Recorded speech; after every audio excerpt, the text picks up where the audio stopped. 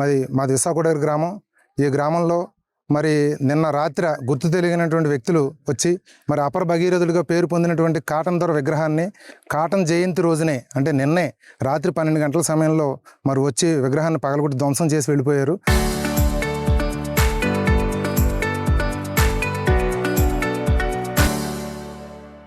మరి వీళ్ళు ఎవరు ఏంటి ఏ ఉద్దేశంతో చేశారనేది ఇంకా తెలియరాలేదు. మేము ఆల్రెడీ పంచాయతీ వారికి, రెవెన్యూ వారికి, పోలీస్ వారికి కూడా మేము రిపోర్ట్ చేసి ఉన్నాం. అదేవిధంగా అధికారుల దృష్టికి కూడా కలెక్టర్ గారికి, అదేవిధంగా ఎస్పీ గారికి కూడా మేము ఈ విషయాన్ని తీసుకెళ్తాం. మరి ఇంత గొప్ప పేరు పొందినటువంటి వ్యక్తి ఈ ప్రాంతానికి అతి సుపరిచితుడిగా మరి వాళ్ళ రైతులు సుభిక్షంగా ఉండగలుగుతున్నారంటే మనం అందరం బాగున్నామంటే మరి ఆయనే కారణం.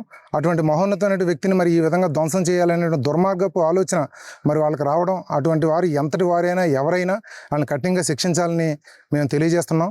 మరి సాయంత్రం 3 గంటల ప్రాంతంలో ఈ గ్రామస్తులు, రైతులు అందరూ కూడా ఇక్కడ సమావేశమై తదుపరి కార్యాచరణ కూడా నిన్న మేము తెలియజేస్తాం. ఎందుకంటే ఈ విగ్రహాన్ని ధ్వంసం చేసిన వాళ్ళు ఎవరైనా ఎంతటి వారైనా ఉపేక్షించేది లేదు, వదిలిపెట్టేది లేదు. అధికారులకు కూడా మేము మనవి చేసుకునేది ఏంటంటే ఖచ్చితంగా వీళ్ళు ఎక్కడున్నా సరే ఎంత దూరం అయినా సరే దీన్ని వెలికి తీసి ఖచ్చితంగా శిక్షించాలని కోరుకుంటున్నాం. అదేవిధంగా డిప్యూటీ స్పీకర్ త్రిపుల్ ఆర్ గారి దృష్టికి కూడా ఈ విషయాన్ని తీసుకెళ్ళి ఆయన సలహా సంప్రదింపుల మేరకు కూడా మేము రాబోయే రోజుల్లో కూడా కార్యాచరణ నిర్వహిస్తామని ఈ సందర్భంగా తెలియజేస్తాం. శిక్షించాలి, దోషుల వెంటనే శిక్షించాలి. శిక్షించాలి, దోషుల వెంటనే శిక్షించాలి, దోషుల వెంటనే శిక్షించాలి.